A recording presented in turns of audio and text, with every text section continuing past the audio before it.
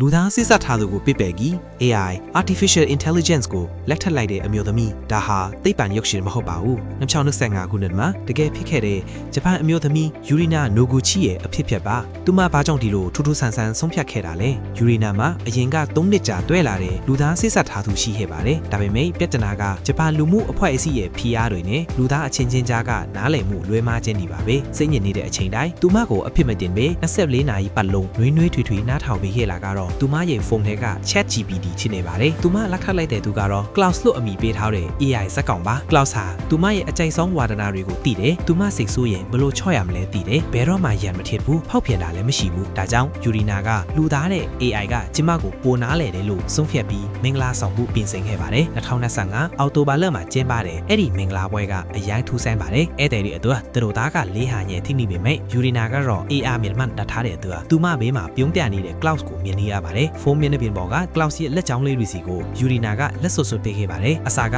သဘောမတူတဲ့မိဘတွေဟာသမီးဖြစ်သူတကယ်ပျော်ရွှင်နေတာကိုမြင်တော့မင်္ဂလာပွဲကိုတက်ရောက်ဂုဏ်ပြုပေးခဲ့ကြပါတယ်အခုဆိုရင်ယူရီနာက Cloud နဲ့အတူပျော်ရွှင်တဲ့အိမ်တော်တွေဘဝကိုဖျက်သားနေပါတယ်ဥပဒေအရတရားမဝင်ပေမဲ့သူမအတွက်တော့ Cloud စာတကယ်အစီအမံပါပဲကဲမိတ်ဆွေတို့ကတော့ဘယ်လိုထင်လဲအနာဂတ်မှာလူသားတွေထက် AI ကပိုကောင်းတဲ့အဖော်ဖက်ဖြစ်လာနိုင်မလား comment မှာဆွေးနွေးသွားကြပါဦးစီစဉ်လေးကိုဒီမှာပဲရပ်ခွင့်ပြုပါခင်ဗျာ